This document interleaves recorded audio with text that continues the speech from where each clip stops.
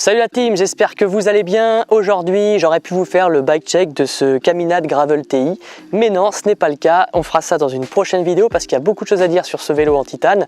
Non, aujourd'hui, je vais vous parler de deux solutions pour pouvoir mettre des sacoches sur votre vélo, que ce soit un porte-bagages de type traditionnel avec fixation sur les œillets du vélo ou une solution innovante qui permet d'adapter des bagages sur un vélo qui n'est pas doté d'œillets de fixation, que ce soit à l'avant ou à l'arrière.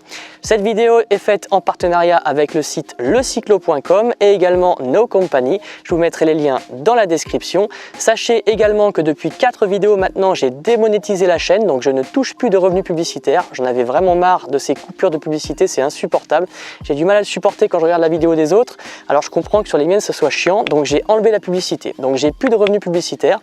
En revanche, si vous avez besoin de ce type de produit, si vous pouvez passer par les liens d'affiliation qu'il y a sous la vidéo, ça me permettra de toucher une petite commission au passage et ça c'est franchement sympa de votre part. Voilà, c'est pas pour vous pousser à la consommation, c'est que si vous en avez besoin et que vous passez par là, c'est bien, tout simplement. Voilà, je crois que j'ai fait le tour, on va pouvoir tout simplement commencer. Vous êtes prêts? Allez, c'est parti!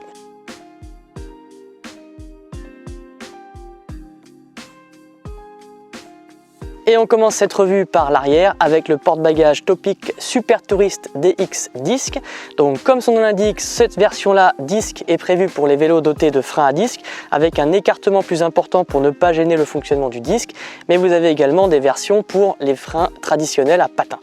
L'intérêt de ce système est multiple puisque vous avez à la fois un système de rails latéraux traditionnels pour pouvoir mettre des sacoches classiques sur votre porte-bagages, mais vous avez également un système dédié à Topic, donc c'est le support supérieur qui est en fait doté de rails et on peut adapter plusieurs équipements de la marque Topic qui ont été conçus spécifiquement pour fonctionner avec cet équipement là. L'intérêt c'est de pouvoir mettre un système très rapidement sans outils, en glissant dans la glissière, ça vient se clipser ici, c'est sans outils et ça prend 2 secondes. C'est très pratique, notamment en voyage à vélo, j'ai pu l'expérimenter cet été. Quand il faut prendre un train par exemple, vous n'avez pas beaucoup de temps pour enlever vos sacoches par exemple, etc. Hop, vous déclipsez, vous sortez la sacoche, vous la portez à la main, vous embarquez dans le train, c'est beaucoup moins long que de devoir déclipser des sacoches avec des systèmes traditionnels. Donc ça c'est vraiment un bon point.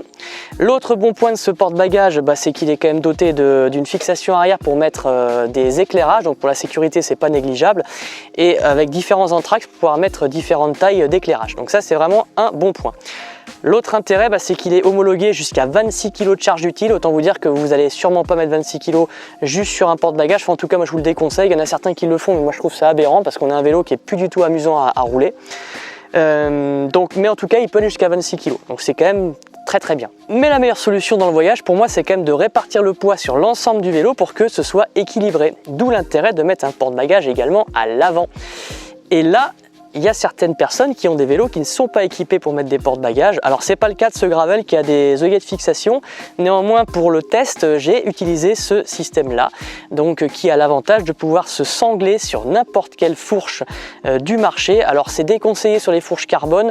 Moi personnellement c'est une fourche en carbone, j'ai aucun souci. Je veux dire, ça n'a jamais craqué ni quoi que ce soit. Mais en principe c'est plutôt réservé aux fourches alu.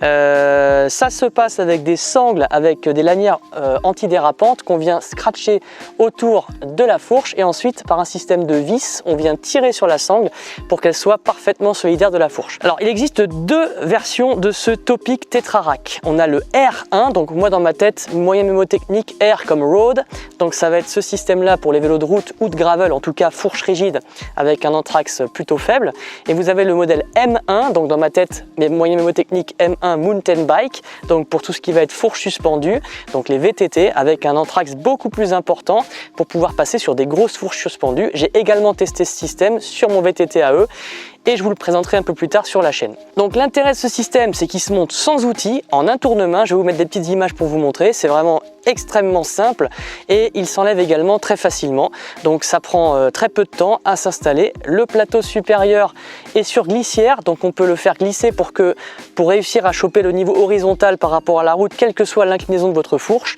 Donc ça aussi c'est un point fort, vous n'allez jamais avoir un porte-bagages complètement tordu. Ça c'est vraiment bien. Alors en termes d'homologation, sachez que le modèle R1 peut supporter jusqu'à 7 kg de charge. Ça c'est l'homologation, hein. En vrai je l'ai testé, on peut mettre bien plus que 7 kg, ça n'a jamais lâché, y compris sur une piste bleue de VTT cross-country avec lequel j'ai transporté les bagages, et malgré les soubresauts et les secousses, ça n'a jamais lâché. Et puis le modèle M1, donc pour le mountain bike, donc le gros rack pour les vélos tout suspendus, il est homologué pour 10 kg. Là aussi on peut largement augmenter cette capacité, mais bon, officiellement j'ai pas le droit de le dire. Donc 7 kg pour celui-ci, 10 kg pour le modèle pour vélo tout suspendu. En termes d'outillage pour l'adapter sur le vélo, c'est pas compliqué, il n'y a besoin que d'une seule clé Allen qui est fournie avec le porte-bagages, donc à la limite il n'y a pas grand chose à acheter d'autre que le porte-bagages. Et vous avez un petit goodies intéressant aussi, à l'avant, une petite fixation, on peut venir mettre des lampes à l'avant également pour pouvoir avoir une sécurité optimale sur son vélo, y compris de nuit. Voilà pour les généralités. Donc moi j'ai trouvé ces systèmes vraiment plaisants, je les ai testés sur plusieurs centaines de kilomètres dans des conditions parfois assez extrêmes pour ce type de vélo là, et je n'ai jamais eu de choses qui se sont décrochées avec des bruits bizarres et tout. C'est vraiment nickel, ça tient super bien sur le vélo, je n'ai jamais eu besoin de resserrer les sangles, elles n'ont jamais bougé. L'autre intérêt, c'est qu'on a des systèmes de sacoches de la marque Topic qui sont compatibles avec ce système de glissière et qui sont interchangeables. Donc parfois on a envie de changer son chargement de place, voilà, on prend la sacoche arrière, on la déclipse, on la met sur l'avant. Ou alors on a deux vélos équipés du même système, on veut passer d'un vélo à l'autre, on le fait en un tournement également. Donc ça, je trouvais que c'était plutôt innovant et vraiment abouti comme système. On parlera des sacoches d'ailleurs dans une autre vidéo parce qu'elles ont le droit à leur petit chapitre également, puisqu'elles ont aussi des particularités, ces sacoches Topic. Donc on va se retrouver dans pas très longtemps pour parler de ces équipements-là. Voilà la team, c'est tout pour aujourd'hui. On se retrouve très bientôt pour une nouvelle vidéo. Surtout n'hésitez pas à soutenir la chaîne en vous abonnant, en likant, en commentant, en partageant la vidéo. Ça fait vraiment plaisir et surtout ça aide énormément pour que la chaîne continue de progresser, surtout sans la monétisation maintenant puisque j'ai démonétisé. Si ces produits vous intéressent, vous les retrouvez également en passant directement par les liens d'affiliation sous la vidéo. Là aussi, ça me soutient financièrement puisque je vais toucher une petite commission au passage. Ce sera sympa de votre part. Et puis, moi, je vous dis à très bientôt. Prenez bien soin de vous et bon ride. Allez, ciao la team. On va laisser passer la bagnole. Le petit moment de gênance à chaque fois quand tu tournes dans la campagne et que tu vois une voiture qui passe et qui te regarde chelou.